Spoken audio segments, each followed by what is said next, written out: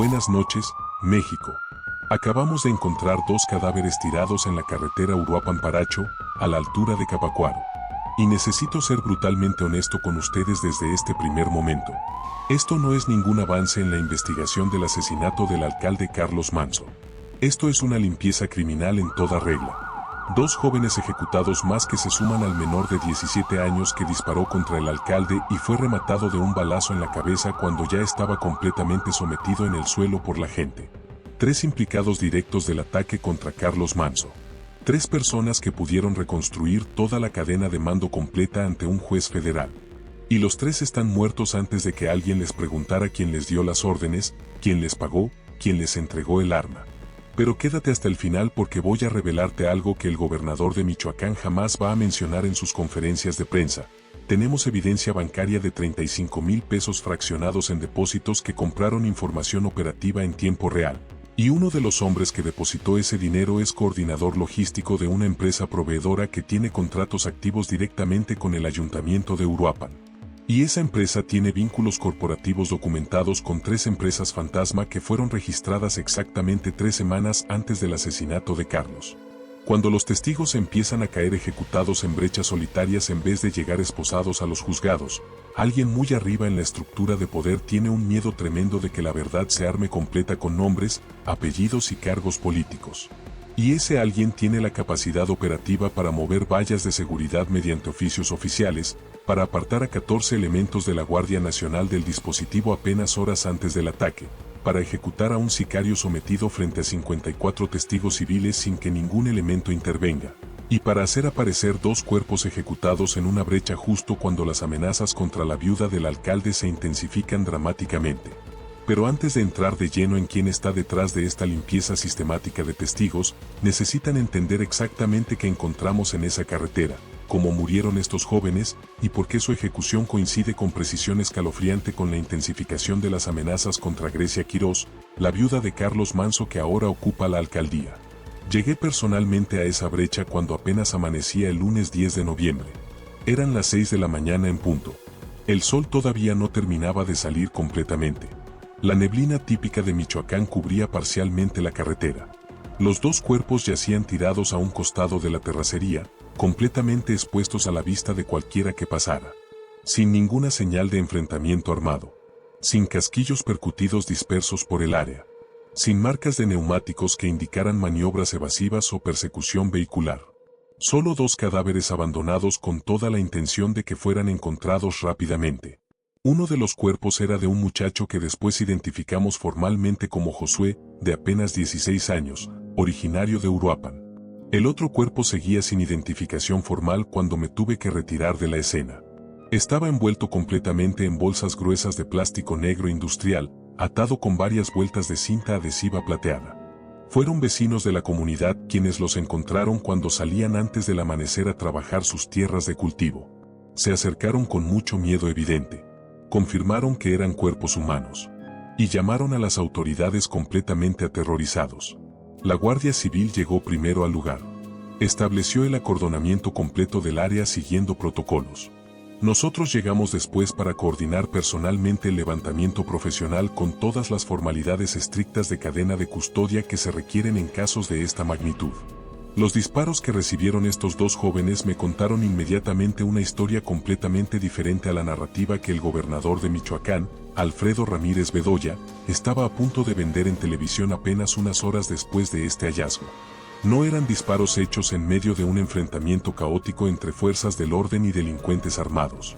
No eran tiros defensivos ni disparos de advertencia. Eran tiros de ejecución sumaria.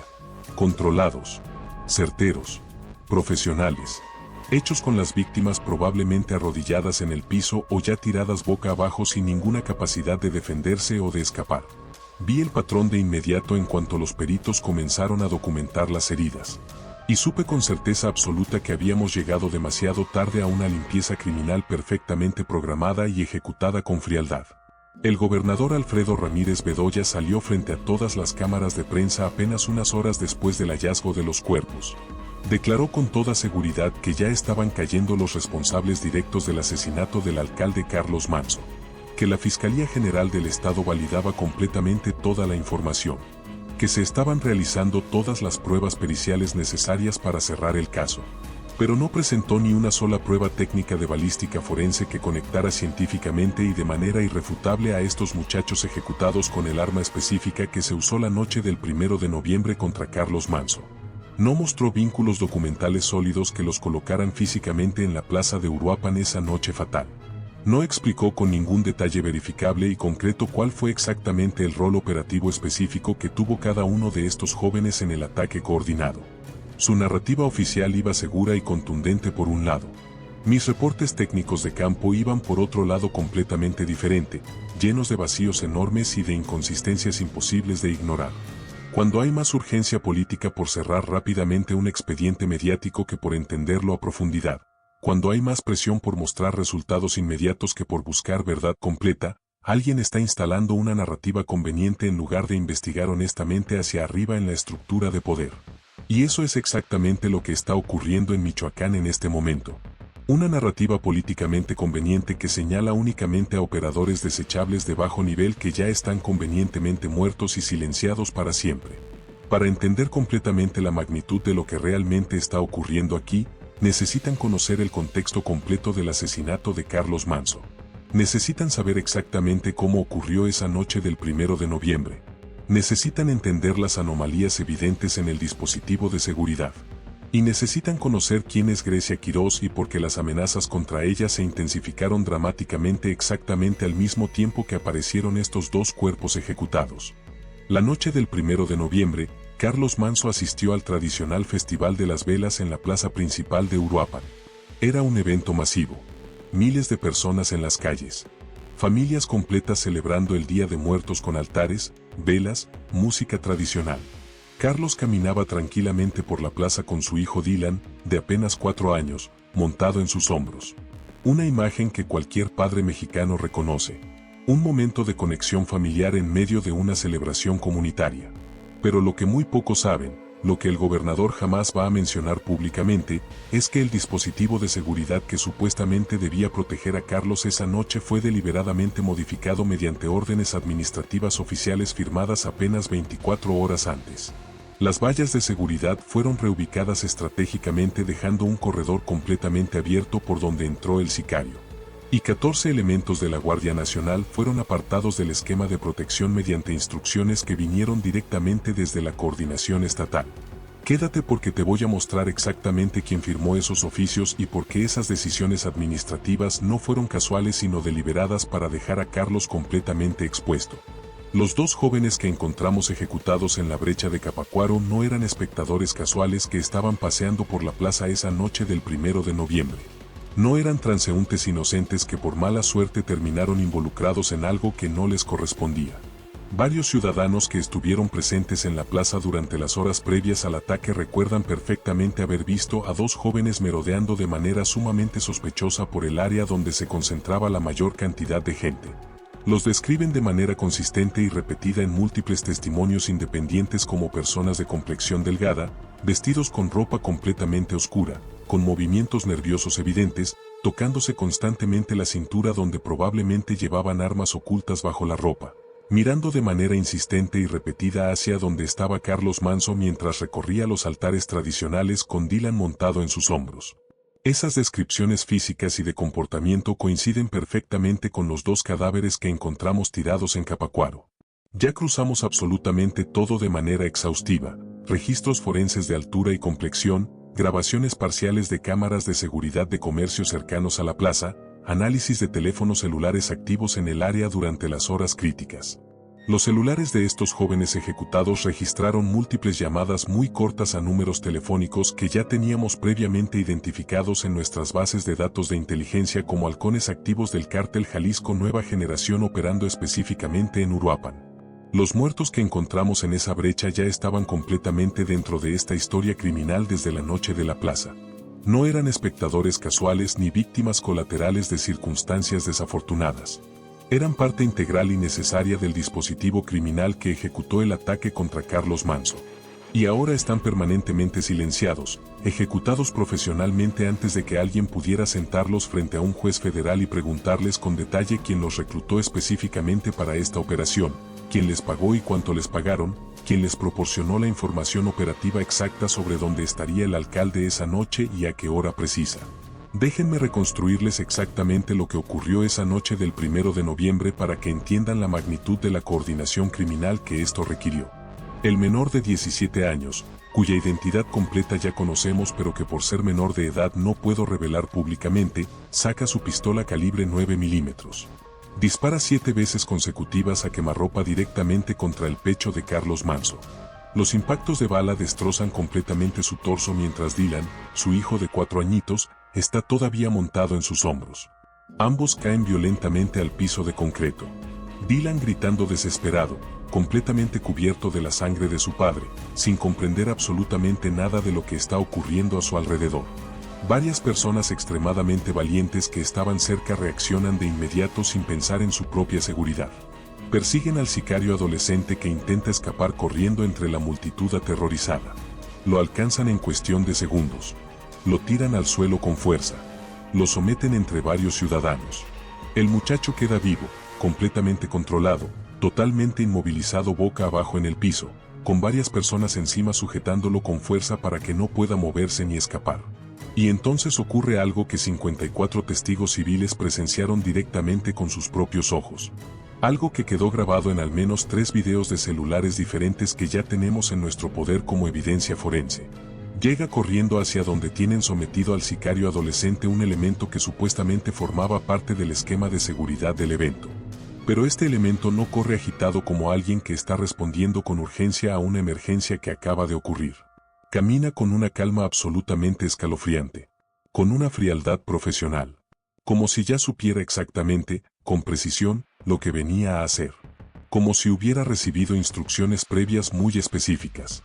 Saca su arma reglamentaria. Apunta directamente a la cabeza del menor que está completamente neutralizado en el suelo, sin ninguna capacidad de resistencia, rodeado de civiles que lo tienen sometido. Dispara una sola vez. Lo ejecuta sumariamente cuando ese menor ya no representaba absolutamente ninguna amenaza activa para nadie. 54 testigos civiles presenciaron esa ejecución a sangre fría. Otros elementos de seguridad que estaban en el área también la vieron con total claridad. Ninguno de ellos intervino para detener al ejecutor. Como si todos supieran perfectamente, como si todos tuvieran muy claro, que ese sicario adolescente no podía bajo ninguna circunstancia llegar vivo a un interrogatorio profesional conducido por autoridades federales.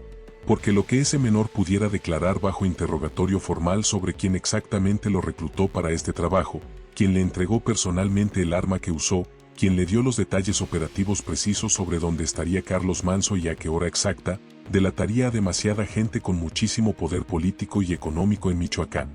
El primer testigo verdaderamente incómodo de este caso, el único que podía reconstruir la cadena de mando desde abajo hacia arriba, cayó ejecutado profesionalmente antes de que alguien le preguntara siquiera su nombre completo. Y ahora, apenas 9 días después del asesinato de Carlos Manso, aparecen 2 cuerpos más ejecutados en una brecha solitaria.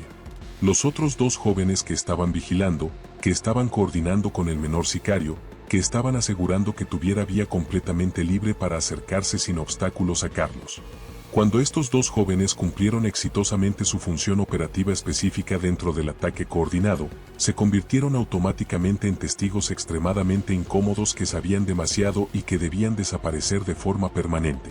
La conexión es directa, es evidente, es innegable para cualquiera que analice la cronología con honestidad. Estuvieron en la plaza vigilando y coordinando. Sus teléfonos conectan con halcones del cártel.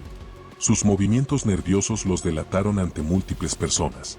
Y ahora están ejecutados en una brecha remota, silenciados de manera permanente antes de que pudieran reconstruir ante un juez la cadena completa de mando hacia arriba. Pero el hallazgo de estos cuerpos ejecutados no ocurrió en el vacío ni por simple casualidad del calendario. Coincide con precisión escalofriante, día por día, con la intensificación dramática de las amenazas directas contra Grecia Quirós, la viuda de Carlos Manso que asumió como alcaldesa. Y esas amenazas no son genéricas ni improvisadas. Son mensajes con detalles operativos tan específicos que serían completamente imposibles de conocer sin tener infiltración profunda dentro de las estructuras de seguridad del Estado. Quédate porque te voy a revelar exactamente qué decían esos mensajes de WhatsApp que recibió Grecia apenas un día antes de asumir el cargo, y como confiesan abiertamente la autoría del asesinato mientras amenazan con terminar el trabajo que empezamos. Grecia Quirós recibió amenazas directas y extremadamente específicas exactamente un día antes de asumir formalmente como alcaldesa de Uruapan. No fueron amenazas genéricas del tipo que cualquier autoridad municipal podría eventualmente recibir en un estado tan violento como Michoacán. Fueron mensajes con detalles operativos internos tan específicos, tan precisos, que serían completamente imposibles de conocer para alguien externo sin tener infiltración directa y profunda dentro de las estructuras de seguridad del gobierno o sin acceso privilegiado a información altamente clasificada de inteligencia. El 4 de noviembre por la noche, apenas 3 días después del asesinato brutal de Carlos Manso, Grecia y más de 40 funcionarios del ayuntamiento de Uruapan recibieron simultáneamente un mensaje por WhatsApp. El mensaje decía textualmente, palabra por palabra: había un acuerdo establecido con el gobierno federal y ustedes no lo están respetando para nada. Nosotros fuimos los que organizamos y ejecutamos lo de Carlos Manso, pero ahora el gobierno tiró completamente la bandera del acuerdo. Vamos a terminar el trabajo que empezamos con Carlos. Confesión directa y explícita de autoría del magnicidio. Y amenaza clara de continuar matando autoridades hasta cumplir completamente sus objetivos. 3 días después de ese mensaje amenazante, exactamente el 7 de noviembre, mientras 60,000 personas marchaban masivamente por las calles de Uruapan exigiendo justicia para Carlos Manso, un grupo de 3 hombres fuertemente armados irrumpió violentamente en la funeraria La Paz, ubicada en pleno centro histórico de la ciudad. Eran las 16:20 de la tarde. Plena luz del día. En una zona completamente transitada, con comercios abiertos, con policías municipales visibles en varias esquinas cercanas debido a la magnitud masiva de la manifestación ciudadana. Los 3 hombres tenían los rostros completamente cubiertos con pasamontañas negros. Uno de ellos iba deliberadamente cortando cartucho con su rifle de asalto de manera ostensible para intimidar. Golpearon brutalmente a 2 empleados de la funeraria que intentaron cuestionar su presencia.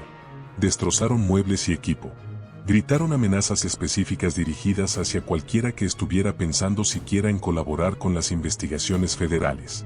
Y después salieron caminando con una tranquilidad absolutamente escalofriante, con una calma profesional, como si supieran con total certeza que absolutamente nadie los iba a detener a pesar de estar operando en pleno centro de Uruapan con miles de personas literalmente en las calles circundantes. Ese asalto violento a la funeraria fue un mensaje completamente calculado.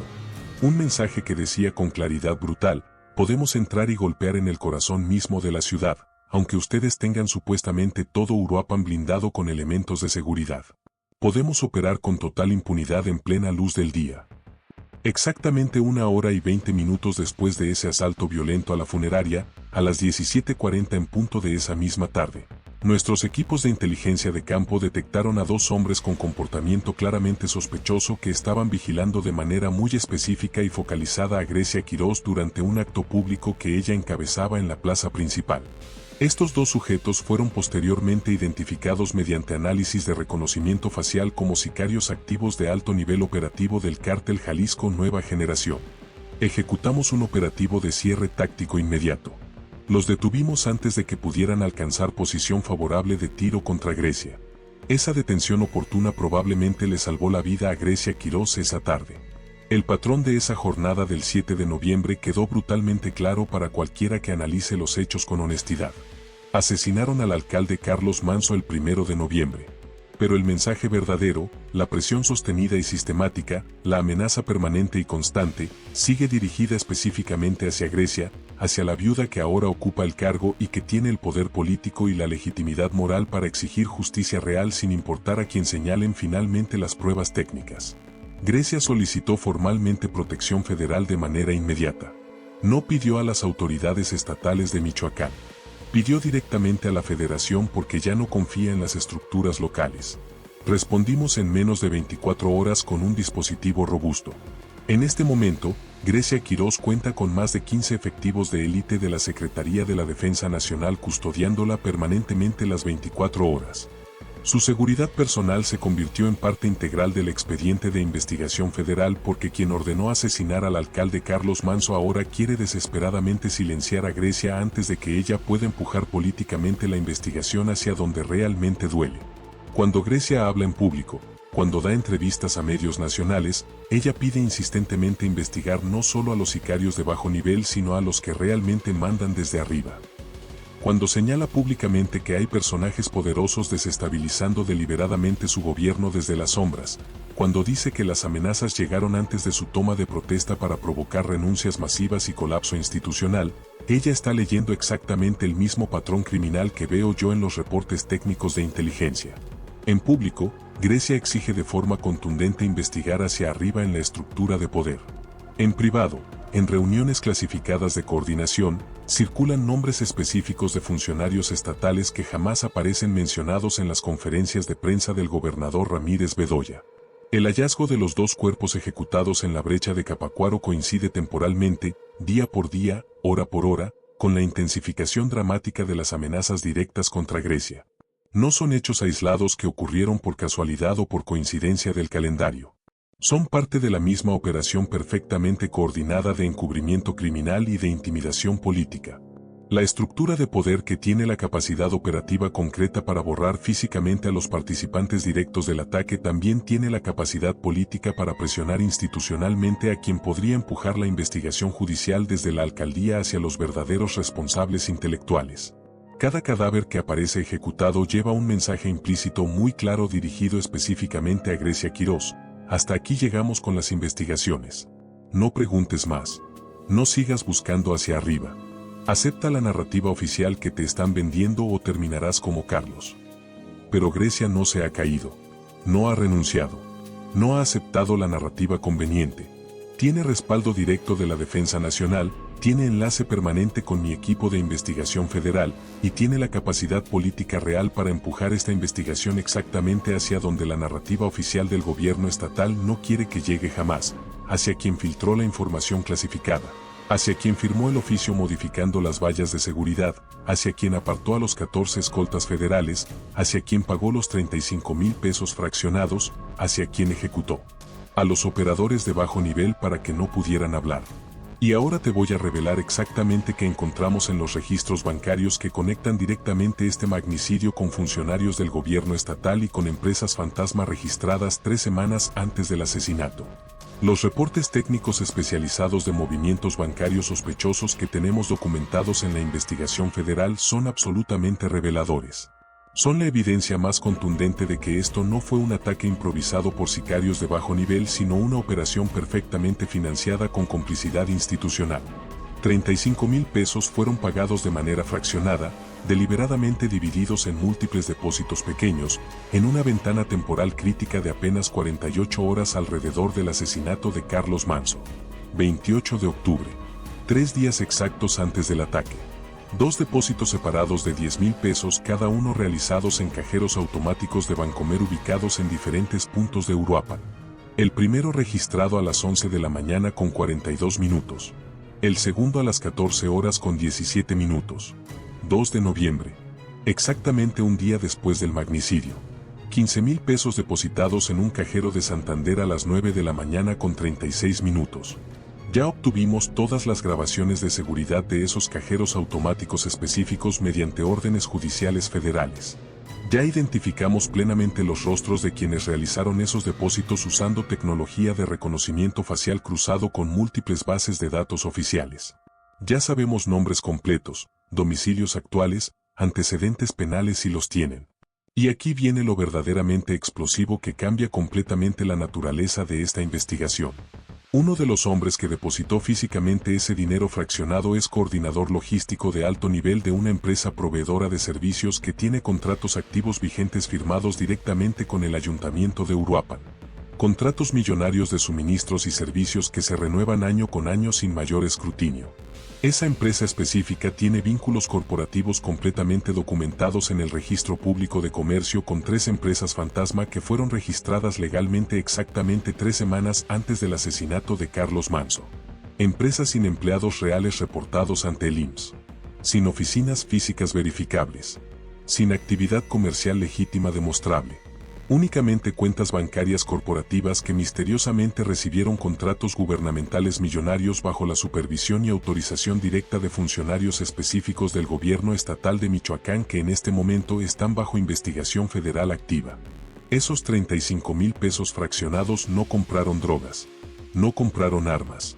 Compraron algo mucho más valioso para ejecutar exitosamente un magnicidio. Compraron información operativa clasificada en tiempo real.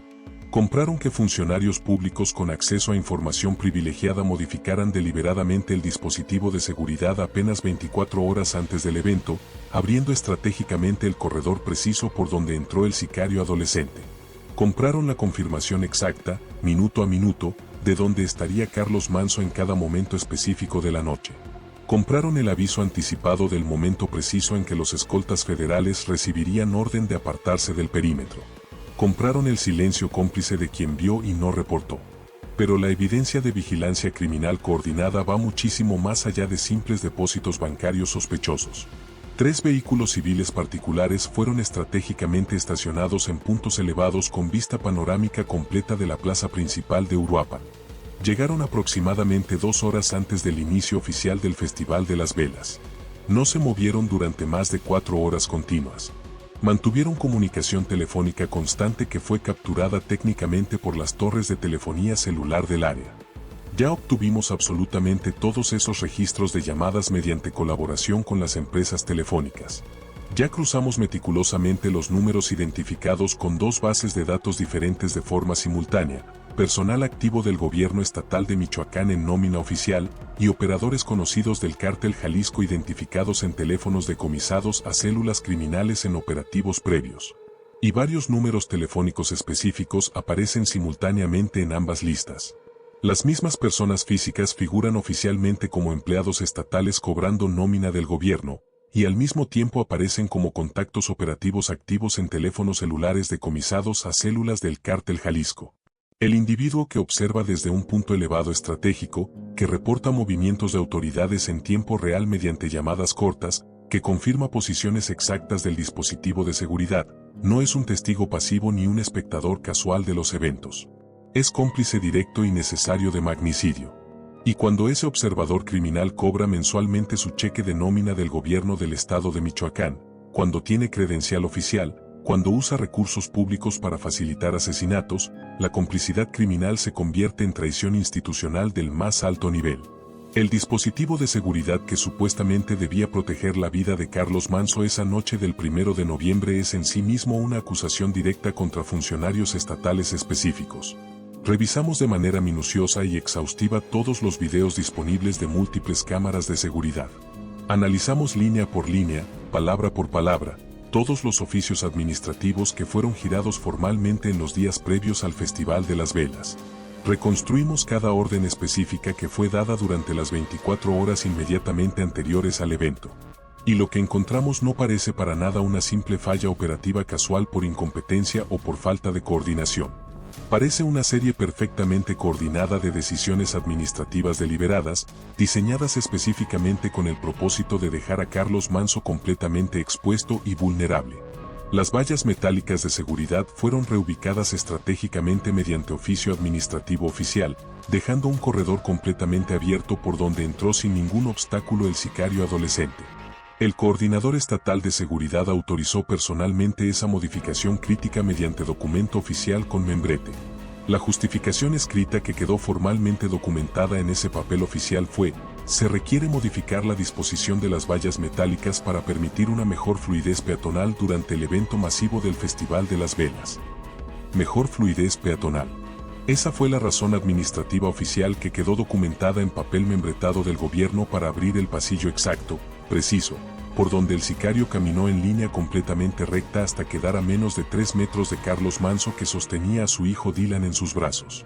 Los videos de seguridad que ya analizamos frame por frame muestran todo con una claridad técnica terrible. El sicario entra desde el acceso norte de la plaza. Cruza caminando sin tener que desviarse ni un solo metro de su trayectoria. Las vallas metálicas simplemente no están donde debían estar según el protocolo estándar establecido. El asesino no tuvo que forzar su propio camino. No tuvo que empujar gente. No tuvo que sortear obstáculos. Alguien con capacidad de firmar oficios le abrió deliberadamente ese camino directo con anticipación mediante una orden administrativa formal. 14 elementos de la Guardia Nacional fueron apartados del esquema de seguridad esa noche crítica. La instrucción específica vino directamente desde la Oficina de Coordinación Estatal. El gobernador Ramírez Bedoya coordinó personalmente esa reasignación según registros administrativos oficiales que ya están en nuestro poder. Los guardias nacionales apartados simplemente cumplieron las órdenes recibidas de sus superiores. En el hueco de seguridad que se creó deliberadamente mediante esa orden, entró el sicario adolescente, sacó su pistola calibre 9 milímetros, vació el cargador completo en el pecho de Carlos Manso mientras Dylan gritaba desesperado montado en los hombros de su padre. Y ahora viene la conexión que explica todo, la pieza final del rompecabezas que el gobernador jamás va a mencionar públicamente. Carlos Manso capturó personalmente el 28 de agosto a René Belmonte, alias El Rino, operador de altísimo nivel que controlaba toda la extorsión multimillonaria de la industria del aguacate en Michoacán. El Rino era subordinado directo de los hermanos Ramón y Rafael Álvarez Ayala, conocidos como R1 y R2, el segundo y tercer hombre después de El Mencho en toda la estructura del CJNG.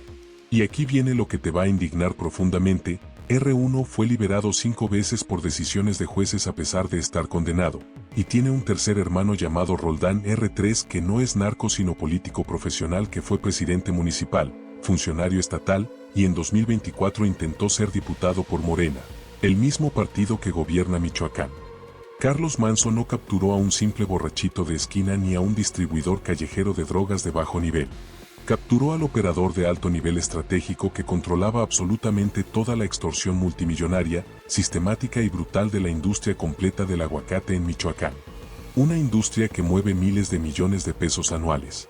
Esa captura pública, que Carlos exhibió orgullosamente en redes sociales, firmó su sentencia de muerte con sangre. Lo sabía perfectamente.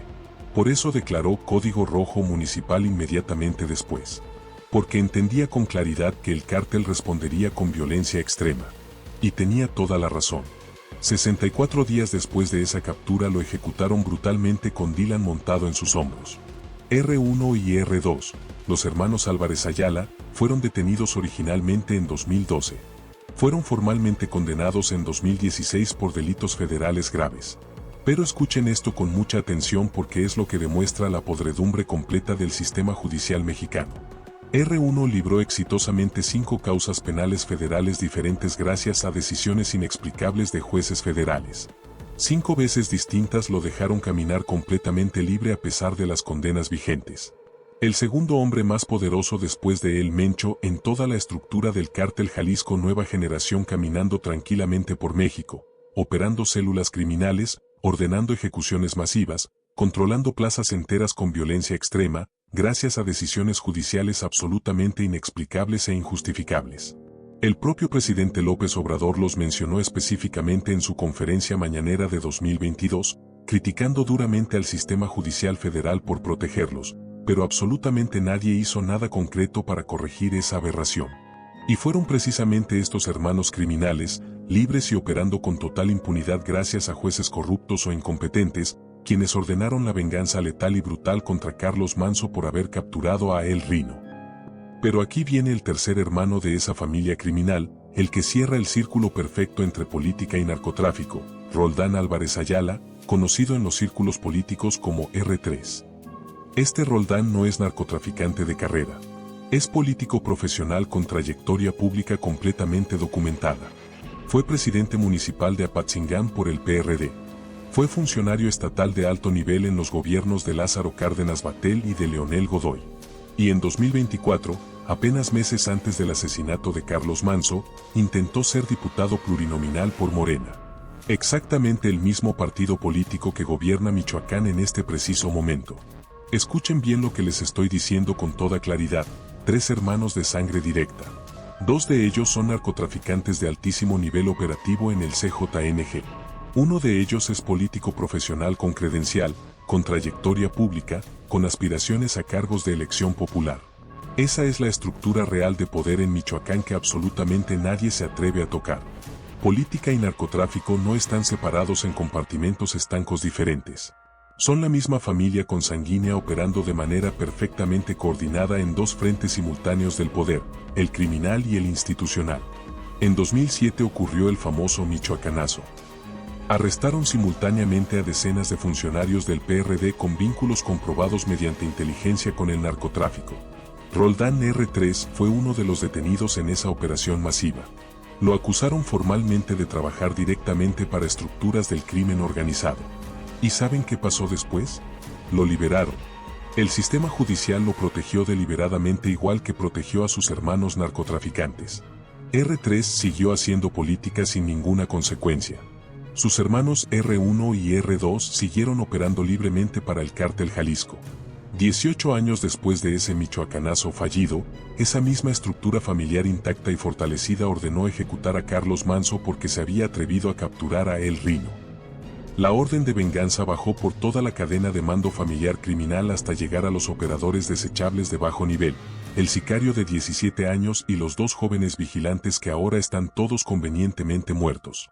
Sin juicio, sin declaraciones, sin ninguna posibilidad de reconstruir judicialmente la cadena completa hacia arriba donde están sentados cómodamente los verdaderos responsables intelectuales. Cuando el gobernador Ramírez Bedoya sale a declarar frente a cámaras que ya están cayendo los responsables del asesinato, pero no presenta balística verificable, no presenta vínculos documentados sólidos, no presenta una cronología judicial consistente, lo único que está haciendo es instalar una narrativa políticamente conveniente para cerrar rápidamente el expediente mediático. Carlos Manso pidió ayuda formal 6 veces distintas y documentadas. Nadie le hizo caso.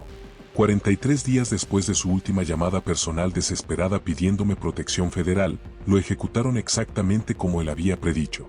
Y yo no pude salvarlo porque cada refuerzo federal que intenté coordinar fue sistemáticamente bloqueado desde la coordinación estatal. Dylan sabrá la verdad completa sobre quien mató a su padre. Grecia tendrá justicia real. Y México verá finalmente hasta dónde sube la complicidad institucional cuando investigas honestamente hacia arriba en lugar de conformarte con narrativas instaladas que solo señalan a sicarios muertos. ¿Cuántos alcaldes más tienen que caer ejecutados con sus hijos en brazos antes de que este país entienda que el problema no son sicarios desechables de 17 años, sino gobernadores que firman oficios moviendo vallas, jueces que liberan 5 veces a los lugartenientes de El Mencho, y políticos cuyas familias operan células criminales mientras buscan diputaciones sin que absolutamente nadie los toque? Buenas noches, México.